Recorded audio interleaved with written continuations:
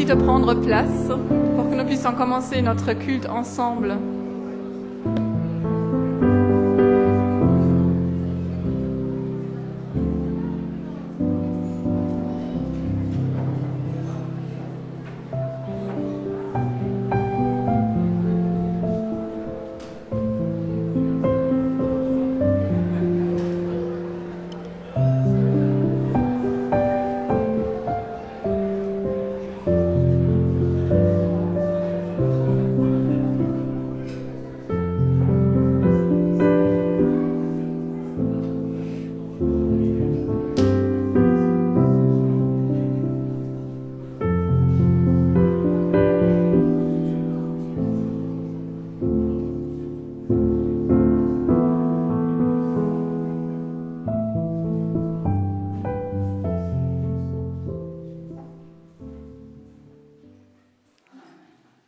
La proximité de Dieu, c'est mon bonheur.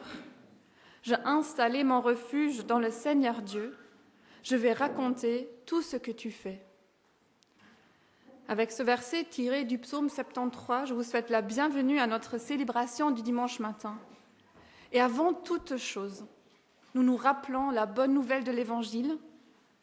Qui que vous soyez, qui que nous soyons, la grâce et la paix nous sont donnés de la part de Dieu notre Père et de Jésus-Christ, notre Sauveur. Et je vous invite à prier avec ces paroles de la pasteure Edith Wild. Dans le vacarme des jours, les tumultes qui dévorent nos vies, le vagabondage de nos existences, tu nous accordes le temps de la pause et tu nous apprends à peser la densité de chaque instant. Viens habiter, viens nous habiter. Ouvre des brèches de liberté et d'amour dans le sable mouvant de notre histoire et fais germer en nous des lendemains qui chantent la joie d'aimer. Oui, Père, nous venons humblement devant toi. Nos cœurs veulent te louer. Conduis-nous dans ta présence. Nous voulons être près de toi. Amen. Et nous pouvons nous lever pour chanter ensemble ce chant. Mon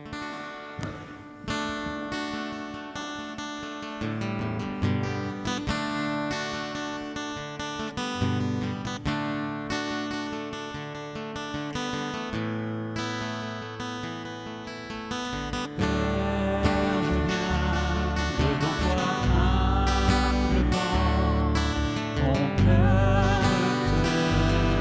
te louer.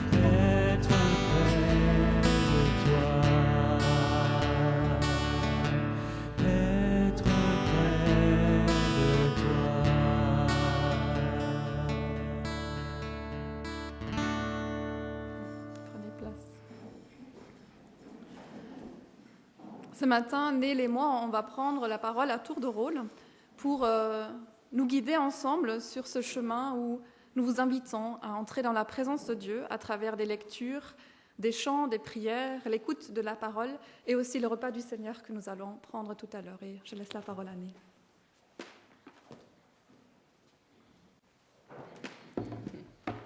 Bonjour à tous. Ce matin, j'avais à cœur de vous lire un psaume, le psaume 62, une partie. Personnellement, ce psaume m'apaise énormément dans les temps agités de la vie. Alors, je propose de le lire. Et juste après, on va enchaîner avec un court moment de silence pour qu'on puisse accueillir ce qui sera lu. C'est seulement près de Dieu que je connais le repos. De lui me vient le salut. Lui seul est le rocher, la forteresse où je suis sauvée. Avec lui, je suis comme inébranlable. Jusqu'à quand vous unirez-vous pour assaillir et abattre un homme, comme on abat un mur qui penche ou une clôture qui s'écroule? Vous ne pensez qu'à lui faire perdre sa place. Vous plaisez à mentir. Avec votre bouche, vous bénissez, mais au fond de vous-même, vous maudissez. C'est seulement près de Dieu qu'il me faut chercher le repos, car c'est lui qui me donne espoir. Lui seul est le rocher, la forteresse où je suis sauvée. Avec lui, je suis inébranlable. Sur Dieu repose mon salut et mon bonheur. Mon rocher protecteur, mon refuge, c'est Dieu. Vous tous qui êtes là, ayez toujours confiance en lui. Confiez-lui ce qui vous préoccupe. Dieu est pour nous un refuge.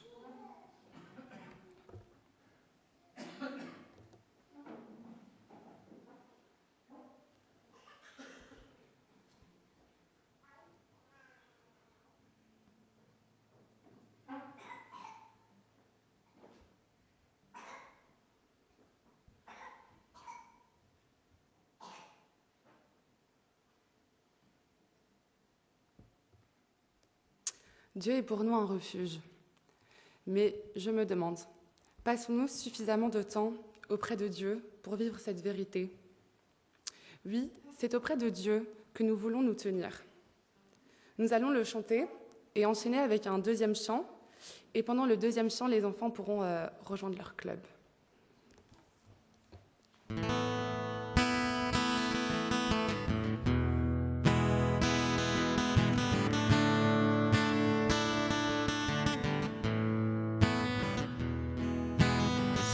Auprès de Dieu que je veux me tenir, il est mon Seigneur, mon roi.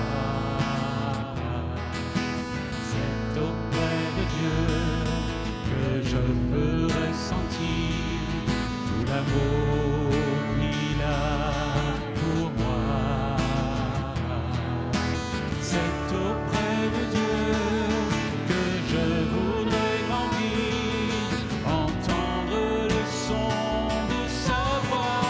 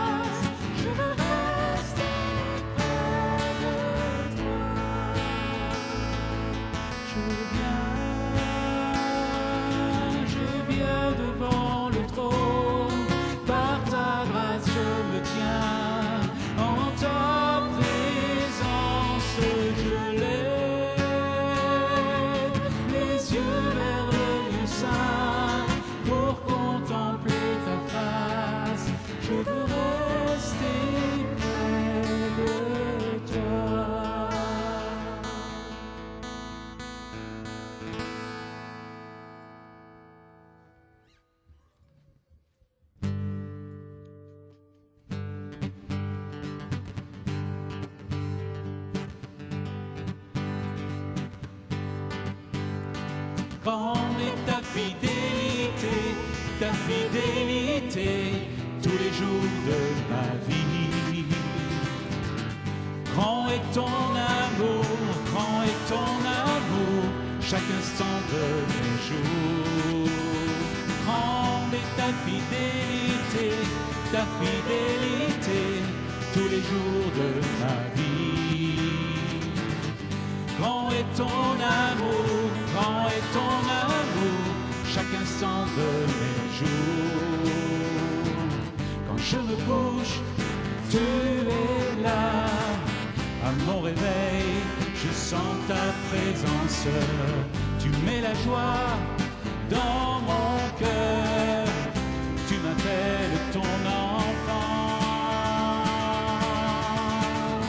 Grande est ta fidélité, tous les jours de ma vie. Grand est ton amour, chaque instant de mes jours. Grande est ta fidélité, tous les jours de ma vie. Grand est ton amour, chaque instant de mes jours. Quand je prie, tu m'entends. Quand je tombe, tu me relèves. Tu m'affermis dans ta présence. Avec toi, je ne crains rien. Grande est ta fidélité, tous les jours de ma vie. Grand est ton amour, chaque instant de mes jours. Oui, je crie à toi, j'élève ton nom à jamais.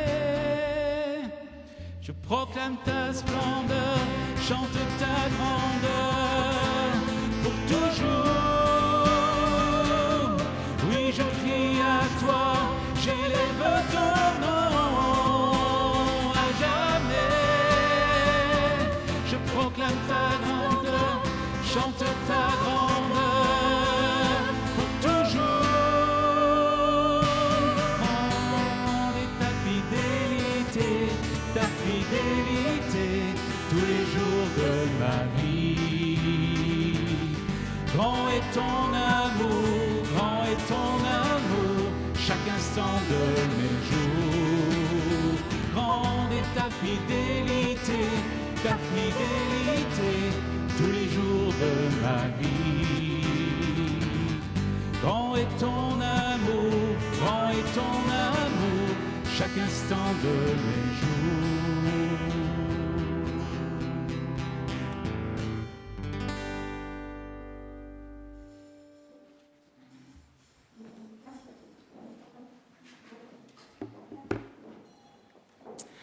Avant de redonner la place à Lydia pour le message, on va prier ensemble. Seigneur, merci car tu es un refuge. Merci car tu es fidèle, tu ne nous abandonnes pas. Seigneur, nous avons soif de toi, soif de mieux te connaître et de comprendre ta volonté pour nos vies. Je te prie ce matin, Père, pour que tu puisses disposer nos cœurs à recevoir ce que tu as à nous dire. Je te prie spécialement pour Lydia et pour le message qu'elle a préparé. Accompagne-la dans ce moment. Que ce message et que les impacts qu'il aura soient pour ta gloire, ô Père éternel. Nous t'aimons, dans le nom de Jésus-Christ. Amen.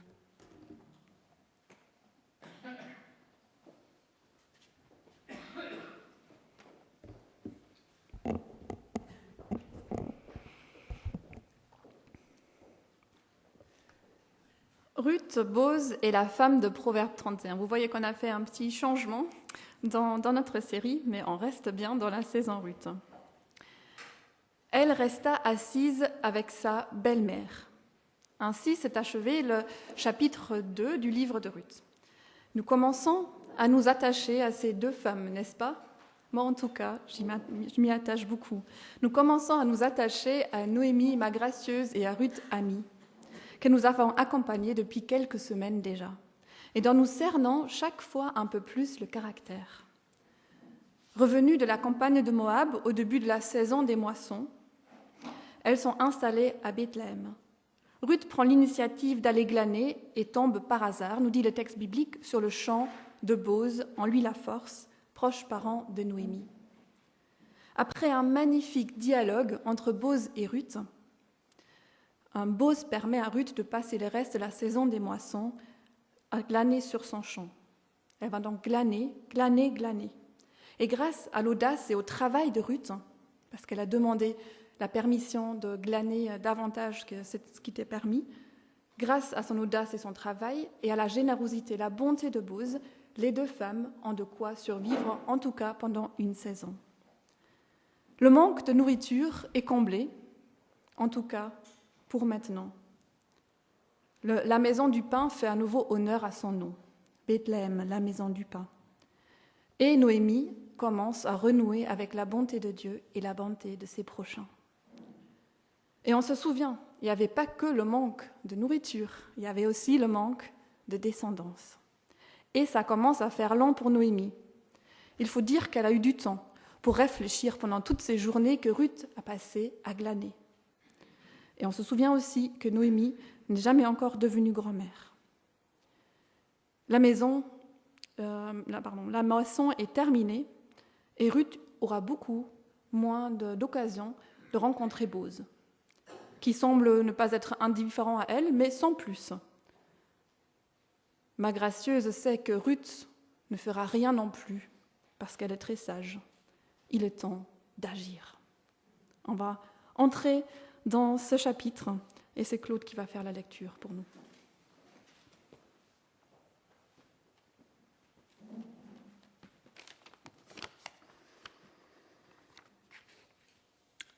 Noémie, sa belle-mère, lui dit « Ma fille, ne dois-je pas chercher un lieu de repos pour toi qui te rendra heureuse ?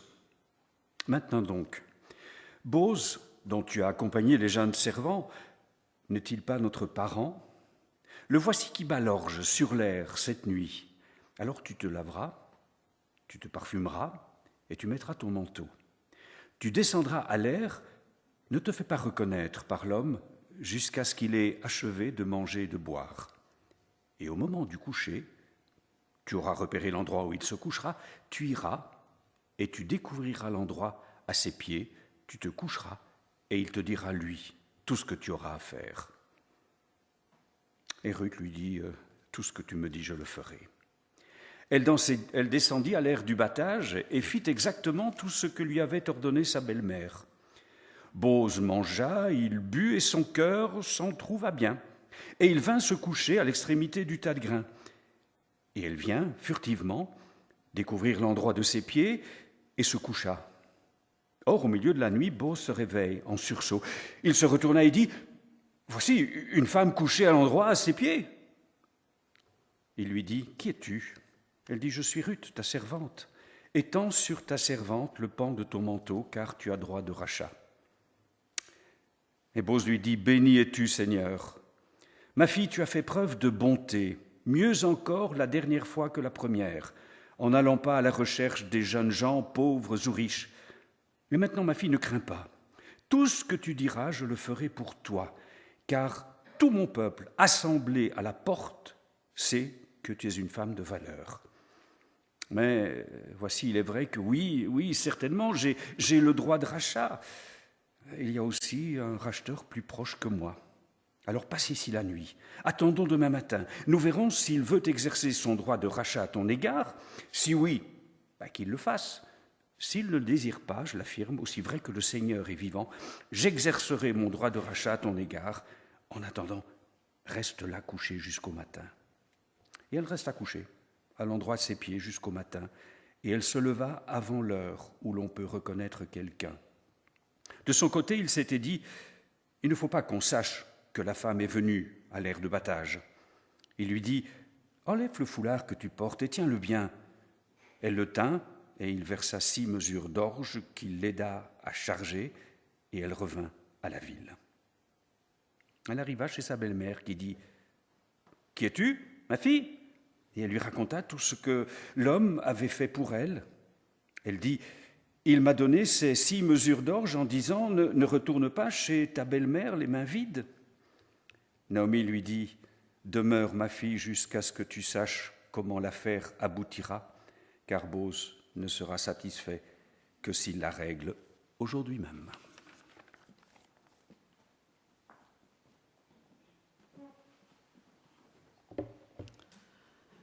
Une rencontre osée. Je vous avais dit que Noémie avait pris de la vitesse. Texte un peu étrange, n'est-ce pas? Mara l'affligée, celle qui pense être revenue à Bethléem les mains vides, se réveille et devient une entremetteuse avec des idées très claires en tête.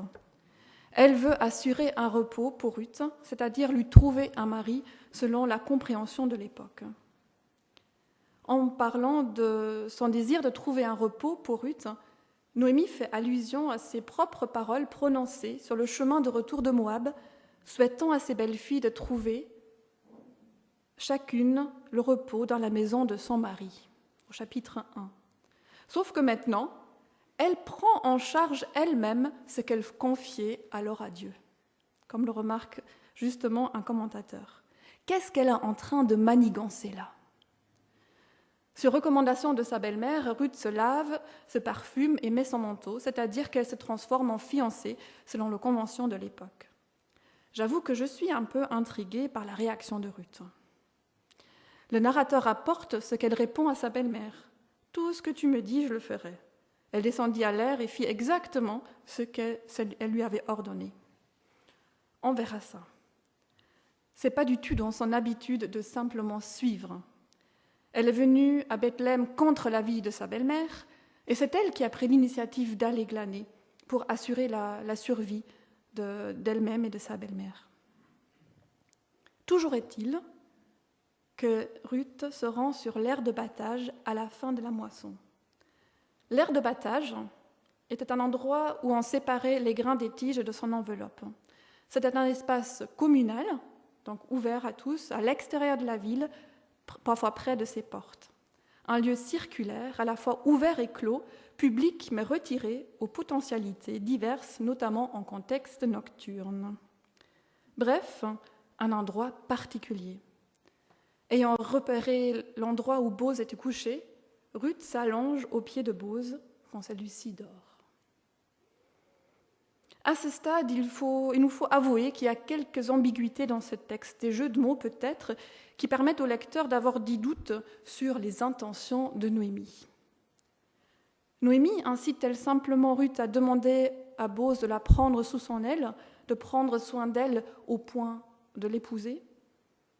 Ou son intention est-elle moins louable, poussant Ruth à profiter du sommeil de Bose pour s'approcher de lui d'une manière non convenable, et ceci pour s'assurer une descendance et obliger Bose ensuite à l'épouser, ce qu'il n'aurait peut-être pas fait connaissant son origine étrangère.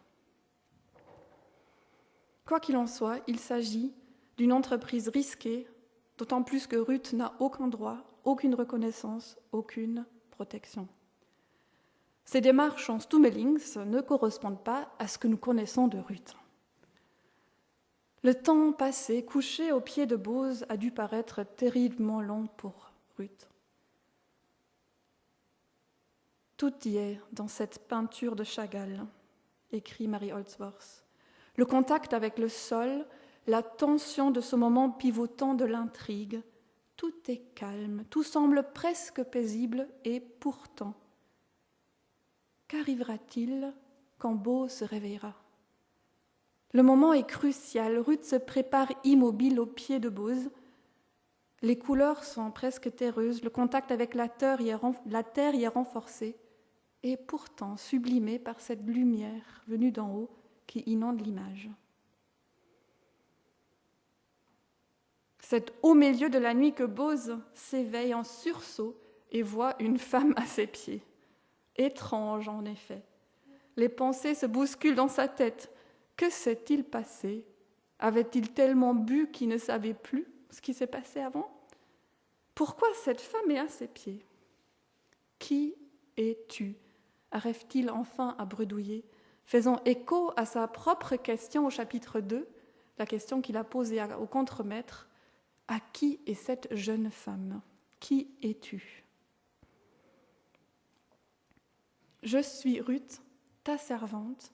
Étends sur ta servante le pan de ton manteau, car tu as droit de rachat. » Ruth a fait du chemin. Elle ne se défie plus comme l'étrangère, ni comme domestique, ce qu'elle avait fait au chapitre 2, quand elle a parlé avec Boz la première fois. Elle utilise ici un autre mot, traduit aussi par servante, mais pour se démarquer des autres servantes. Elle n'est pas servante comme les autres. Elle dit en quelque sorte, je viens dans une attitude de respect.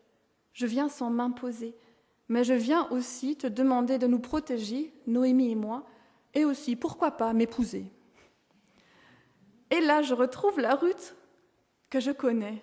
Me voilà rassurée, pleine d'audace, mais toujours remplie de sagesse. Tout au long du livre, Ruth agit plus qu'elle ne le parle. Et ça m'inspire. Et quand elle parle, elle le fait toujours avec discernement et force de caractère. C'est une femme qui sait penser par elle-même tout en respectant les autres. Et quelle ironie! Dans ses instructions à Ruth, Noémie lui a dit clairement de se placer au pied de Boz et d'attendre ce qu'il dira. Une attitude qu'on entend en général, peut-être des femmes à cette époque-là. Or, ce n'est pas du tout ce qu'elle fait. Elle n'attend pas. Elle prend les devants et confronte Boz à son devoir de rachat. On a expliqué la dernière fois qu'il y avait un système où il y avait des personnes, des proches, dans le clan familial qui avaient ce devoir de rachat, d'intervenir dans une situation de précarité pour aider les personnes. Elle rappelle à Boz ses propres paroles prononcées à chapitre 2, il y a quelques mois, lors de leur première rencontre, quand il leur dit « Que ta récompense soit intégrale de la part du Seigneur, le Dieu d'Israël, sous les ailes de qui tu es venu t'abriter. » Et Ruth ici utilise l'aile au singulier, traduit par manteau, et introduit ainsi la notion de mariage selon les codes en vigueur en Israël ancien. Oui, je cherche et refuge auprès de Dieu. On pense au psaume 62 aussi, qu'Énile nous a lu. Je cherche et refuge auprès de Dieu, mais il se pourrait que Dieu passe par toi, Boz, pour m'assurer un avenir, une protection durable. Et c'est bien Ruth qui souffle à Boz le plan à suivre. Et Boz, comment va-t-il réagir ? Renvoyer Ruth à la maison au plein milieu de la nuit ? La gronder pour son audace ? Non, c'est une bénédiction qui jaillit de sa bouche. Bénie es-tu du Seigneur, ma fille, tu as fait preuve de bonté, à nouveau le mot chesed, mieux encore la dernière fois que la première, en n'allant pas à la recherche des jeunes gens. On l'avait dit, pauvres ou riches. Et maintenant, ma fille, ne crains pas. Tout ce que tu diras, je le ferai pour toi. On voit le renversement ici. Car tout mon peuple assemblé à la porte sait que tu es une femme de valeur. Eshet Chayil en hébreu. Quelle déclaration! Il reconnaît que Ruth agit avec bonté et qu'elle est une femme de valeur. La bonté, la chesed, nous la connaissons maintenant. C'est cette bonté contagieuse qui agit pour le bien de l'autre. Mais en quoi consiste concrètement la bonté de Ruth ici ? Elle semble préoccupée par la volonté de donner une descendance à son mari décédé et à sa belle-mère. Et il faut vraiment le placer dans le contexte de l'époque où la descendance avait beaucoup de poids, beaucoup d'importance. Boz est aussi soulagé que Ruth ne s'est pas attachée aux jeunes gens. On se souvient des tensions qu'on a cru percevoir dans le texte la semaine passée. Ruth n'est pas non plus venue vers Boz pour le séduire. Elle est venue avec une demande honorable, courageuse. Elle a pris le risque aussi de se faire remballer. Et tout cela va mettre Boz en mouvement. Il annonce à Ruth qu'il agira conformément au plan soufflé par elle. Il voit en Ruth une femme de valeur. Oui, il faut que nous parlions un peu de ce que ça veut dire une femme de valeur et un homme de valeur aussi. C'est là qu'on va parler de Ruth et de la femme de Proverbe 31. C'est la deuxième fois qu'il est question d'une personne de valeur dans le livre de Ruth. La première fois, c'est le narrateur qui présente Boz comme étant un homme de valeur. En la disant de valeur, Boz met Ruth sur un pied d'égalité avec lui-même. Comme le constate Mary Holdsworth, qui a beaucoup travaillé sur le livre de Ruth et qu'on avait invité pour cette prédication. Donc, avec son autorisation, je vais reprendre quelques bouts d'un article qu'elle a écrit sur ce sujet dans cette deuxième partie, parce que c'était vraiment intéressant. Cette désignation comme femme de valeur, Eshet Chayil, n'est pas innocente et renvoie le lecteur à une autre femme de la Bible. Ce rapprochement est d'autant plus fort qu'en hébreu, les deux textes, Proverbe 31 et Ruth, sont côte à côte. Une des particularités du livre de Ruth dont on n'a pas encore parlé, c'est qu'il ne se trouve pas au même endroit dans la Bible hébraïque et dans notre Bible. Dans nos Bibles, nous suivons la répartition de la traduction grecque de la Septante pour ce qui est de la répartition des livres à l'intérieur de la Bible. Et dans notre Bible, le livre de Ruth se trouve quelque peu coincé entre le livre des Juges et 1 Samuel. Mais dans la Bible hébraïque, il se trouve après le livre des Proverbes et avant Cantique des Cantiques. Et le livre des Proverbes, donc directement avant Ruth, se termine par un poème au chapitre 31, un poème à l'honneur d'une femme, un poème qui a fait couler beaucoup d'encre. Qui a déjà entendu parler de ce poème à l'honneur d'une femme de valeur? C'est une femme, mais on ne sait pas exactement si c'était une femme réelle ou une femme qui a seulement existé dans la pensée du poète. C'est un poème qui a mis beaucoup de pression sur les femmes au cours des siècles. Et mettre ce poème côte à côte avec le livre de Ruth, ça peut apporter beaucoup de soulagement. Voilà ce que dit ce poème. Cette femme de valeur, elle se lève avant le jour, prépare le repas de sa famille. Après avoir réfléchi, elle achète un champ. Elle travaille même la nuit à la lumière de sa lampe. Ses mains s'activent à filer la laine. En tout cas, ça, c'est pas moi. Elle veille sur tout ce qui se passe dans sa maison. Elle est toujours active. Et ce n'est qu'un extrait. C'est une femme douée pour le commerce, mais aussi une ménagère infatigable et parfaite. Et cette femme, elle est appelée femme de valeur, et Ruth aussi est appelée femme de valeur. C'est comme si on voulait nous dire, voici le profil d'une autre femme de valeur bien différente.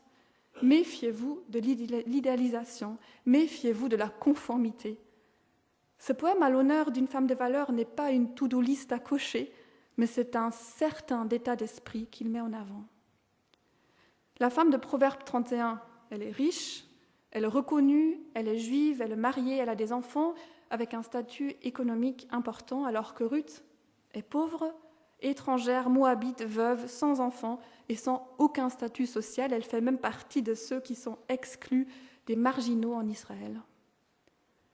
Ce sont deux exemples de femmes fortes, aux circonstances de vie bien différentes, mais mises côte à côte, comme une façon de montrer que ce n'est pas l'étiquette que l'on place sur une personne, la juive, la moabite, la femme mariée, la veuve sans enfant. Ce n'est pas cette étiquette qui détermine la place et la valeur d'une personne. Ce ne sont pas les circonstances qui la caractérisent, mais plutôt ce qu'elles en font, comment elles vivent ces circonstances, qui sont souvent non choisies, comment elles amènent la vie là où elles sont, comment elles font preuve de cette bonté contagieuse. C'est mot qui apparaît aussi en Proverbe 31 et dans le livre de Ruth. Deux femmes qui agissent, deux femmes qui sont fortes, mais surtout deux femmes qui comptent sur l'Éternel. Deux femmes qui comptent sur l'Éternel. Si dans le livre des Proverbes, la femme étrangère est vue négativement, on peut vraiment voir ça tout au long du livre des Proverbes, le livre de Ruth montre comment une femme étrangère peut aussi être femme de valeur. Ruth est une femme de valeur, là, dans sa vulnérabilité, au milieu d'une nuit remplie de dangers, où elle ose malgré tout, ose demander, ose mettre l'autre face à sa responsabilité, elle ose faire un choix a priori plus difficile, où elle fait preuve de confiance et de bonté. Mais avec toutes nos découvertes passionnantes sur ce lien avec la femme de Proverbe 31, nous avons coupé la parole à Boz. Il n'avait pas encore terminé dans ce qu'il disait à Ruth. Il se trouve qu'il y a un obstacle au plan de Ruth. Quand on regarde en détail le texte en hébreu, on voit que Boz a du mal à s'exprimer. Il s'exprime dans le texte d'une manière presque chaotique. Il a un nœud dans la gorge. Tant lui a été difficile de dire ce qu'il a à dire. Il y a un autre go, il y a un autre proche parent qui a la priorité sur lui, qui devrait intervenir avant lui. Du coup, nous comprenons un peu mieux pourquoi, à la fin du chapitre 2, rien ne se passait. Il y avait un obstacle, mais une fois cet obstacle exprimé, Boz veut l'affronter. Il est vraiment résolu. Il réglera cette affaire quand le jour aura fait place à cette nuit bien particulière. Les hypothèses restent ouvertes sur les plans un peu scabreux de Noémie, mais plus de doute sur la rencontre réelle entre Ruth et Boz, cette rencontre qui était pleine de respect, de délicatesse, de finesse, de pudeur. Ruth se lève très tôt le matin, avant que l'on puisse reconnaître quelqu'un. Et Boz a un petit ou plutôt un grand message pour Noémie. Il met une grande quantité de grains dans le foulard de Ruth pour lui dire en quelque sorte à Noémie, même si ça ne s'est pas passé comme tu avais prévu, les choses vont s'arranger, voici le gage. Et oui, il est temps de rejoindre Noémie ma gracieuse qui attend toute la nuit le retour de Ruth Ami.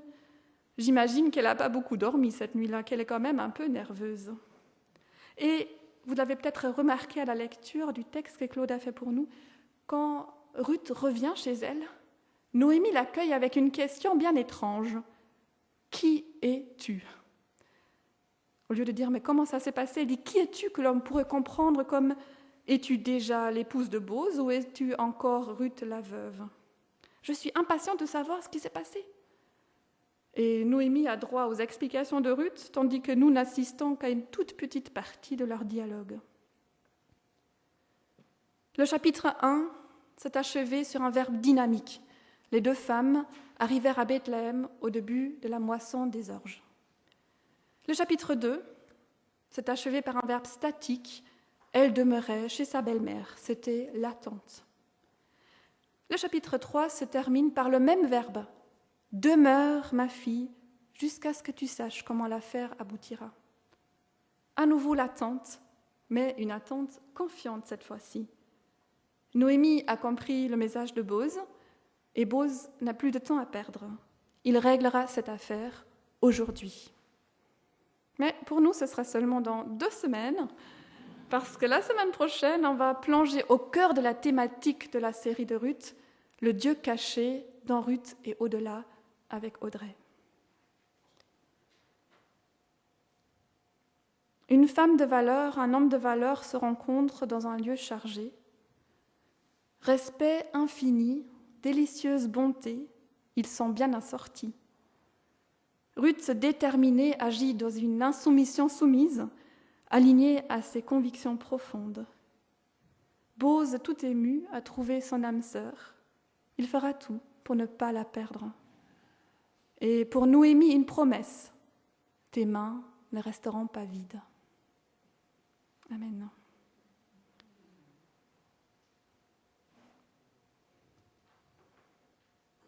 On va avoir un temps de silence maintenant avec un morceau instrumental avant de prendre ensemble le repas du Seigneur.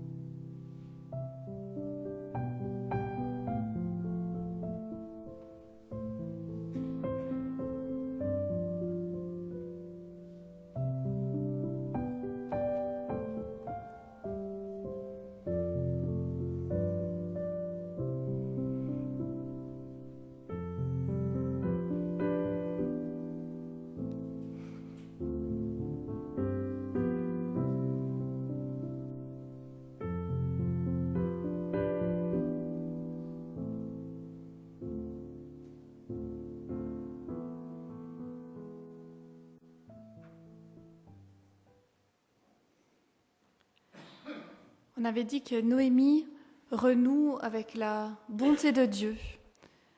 Et les uns et les autres, dans ce livre de Ruth, vont petit à petit discerner, détecter les traces de Dieu dans leur vie. Et nous, comment pouvons-nous discerner, détecter les traces de Dieu dans nos vies? En prenant du temps en sa présence, en osant le silence et le repos intérieur, extérieur. Le théologien Maurice Zindel dit « Il faut reprendre le chemin du silence, et c'est en cessant de faire du bruit avec nous-mêmes que nous entendons la musique éternelle. » Cette phrase m'a vraiment touchée, m'a parlé, a rejoint mon vécu. Faire du bruit avec moi-même, ça m'arrive assez souvent, avec mes questions, mes ruminations, mes angoisses. Je veux apprendre à me poser en ta présence, mon Dieu.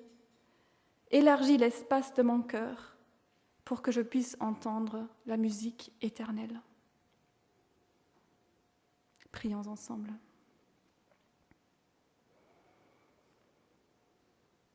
Seigneur notre Dieu, nous venons devant toi maintenant et nous t'avouons qu'il nous arrive souvent de faire du bruit avec nous-mêmes. Viens à notre secours. Donne-nous ta paix quand nous sommes agités. Donne-nous ta confiance quand nous sommes inquiets. Merci d'être ce Dieu présent même dans les moments où nous avons du mal à te voir. Merci de laisser dans nos vies des traces de ta présence, de ta compassion, de ton amour, de ton action. Et merci pour ces moments où ta présence est pleine comme un fruit savoureux. Donne-nous ta patience quand tout semble brumeux. Nous ouvrons nos cœurs pour te dire, notre Père, que par moments nous nous sommes égarés cette semaine, par moments nous n'avons pas suivi ta voie. Pardonne-nous, relève-nous, comme nous pardonnons aussi à ceux qui nous ont offensés. Et merci pour le chemin de vie que tu ouvres devant nous. Merci pour ton pardon. Merci pour ton Fils Jésus qui s'est donné pour nous, qui est mort, qui est ressuscité et qui aujourd'hui ne cesse d'œuvrer pour que nos vies soient toujours plus imprégnées de toi. Et nous voulons aussi te dire que nous attendons ce temps où ta présence sera toujours claire comme le jour, et cela pour les siècles des siècles. Amen.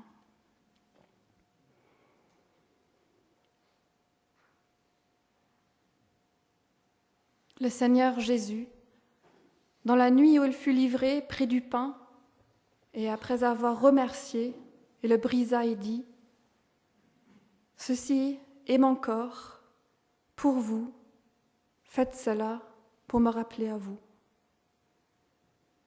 Et de même avec la coupe, après avoir soupé en disant : « Cette coupe, nouvelle alliance dans mon sang, faites cela chaque fois que vous boirez, pour me rappeler à vous. » Oui, dès que vous mangez ce pain et que vous buvez cette coupe, vous annoncez la mort du Seigneur jusqu'à ce qu'il vienne.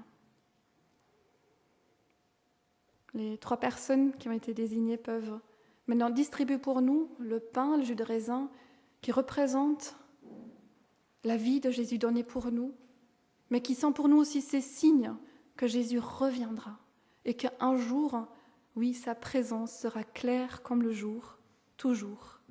Et pendant ce temps, nous chantons « J'ai soif de ta présence. Dans ma faiblesse immense, que ferais-je sans toi ?»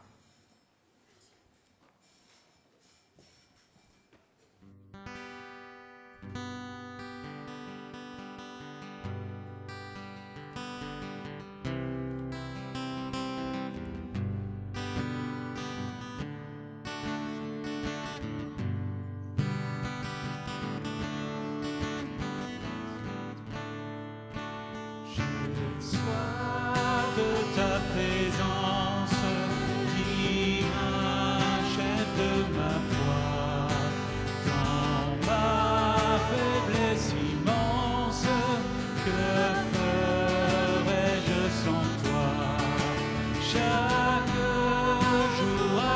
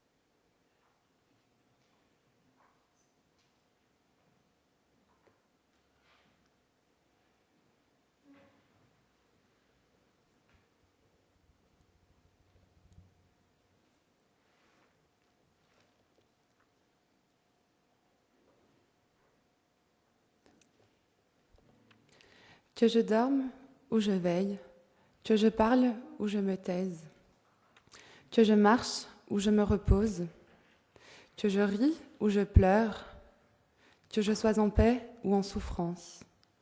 Donne-moi, Seigneur, d'être avec toi, en toi et pour toi. Toi qui es avec nous, en nous et pour nous, aujourd'hui, demain et pour les siècles des siècles. Amen. Notre culte arrive à sa fin, donc je vais demander à Bernard de venir pour les annonces.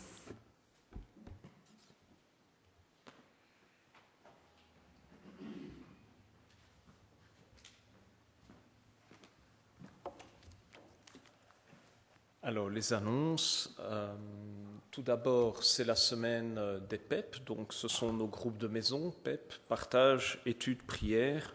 Nous alternons une semaine où il y a des PEP dans différentes communes et une autre semaine où il y a notre réunion de prière. Vendredi 21 février, le café Théo, ça ce sera chez Audrey. Donc ça, ce sont des jeunes qui passent une soirée sur un thème lié, un thème de nature théologique. Donc ce sont des réunions spécialisées.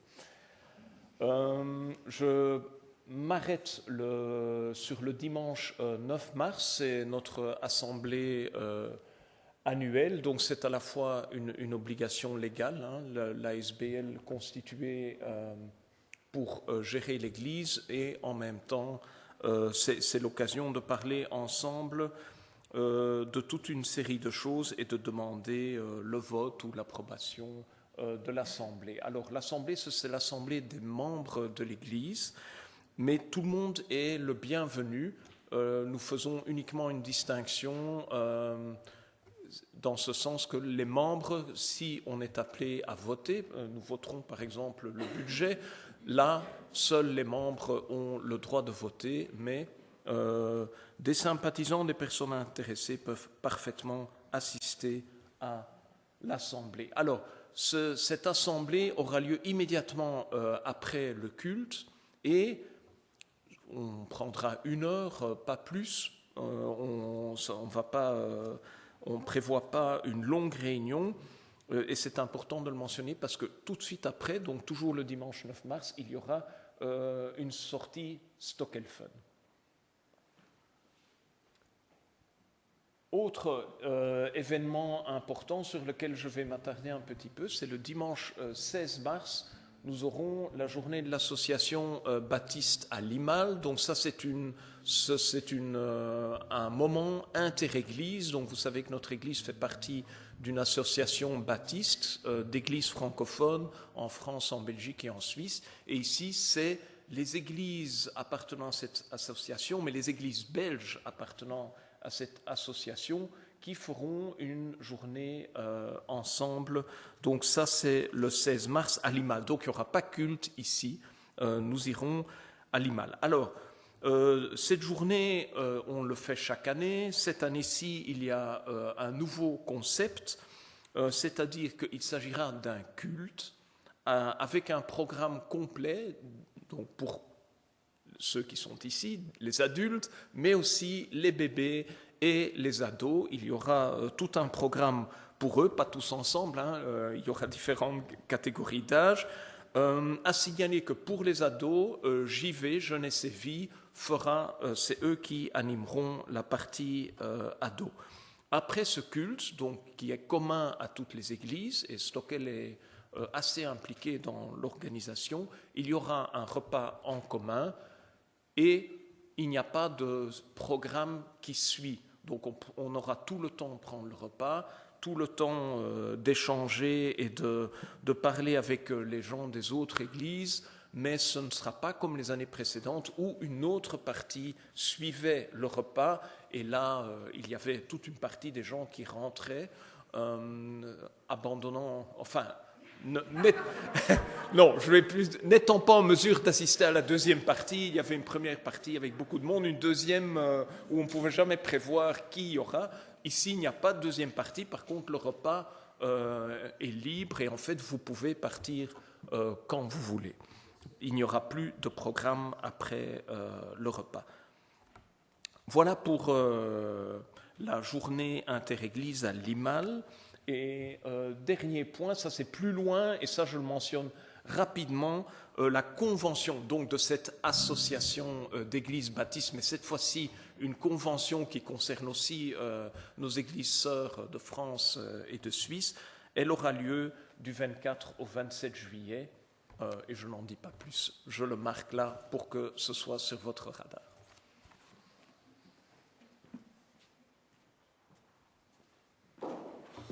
Merci, j'espère que vous avez bien noté toutes ces informations.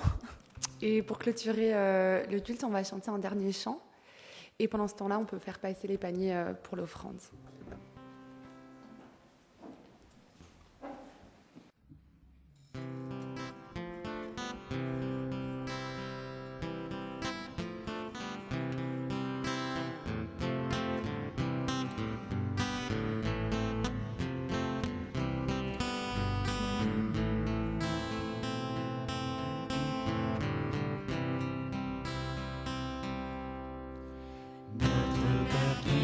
Aux cieux, que ton nom soit sanctifié, que ton règne vienne, que ta volonté soit faite sur la terre comme au ciel.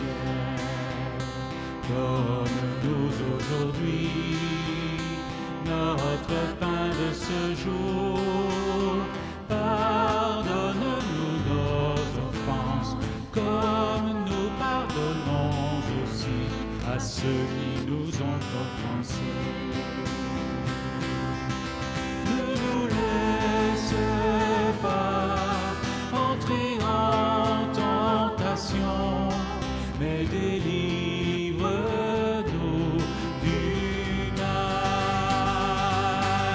Car c'est à toi qu'appartiennent le règne, la puissance et la gloire pour les siècles des siècles. Amen.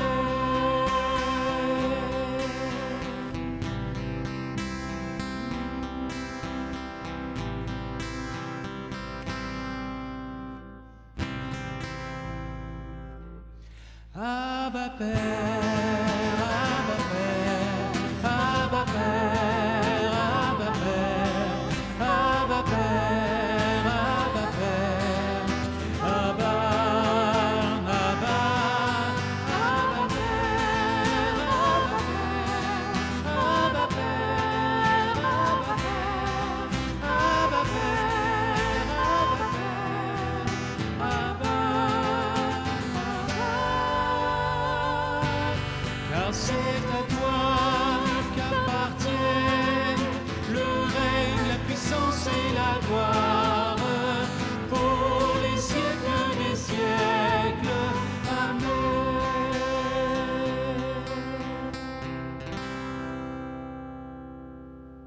Je vais lire un dernier verset pour clôturer. Que l'Éternel te bénisse et te garde. Que l'Éternel te regarde avec bonté et te fasse grâce. Que l'Éternel veille sur toi et te donne la paix. Bon dimanche, bonne semaine et bon café.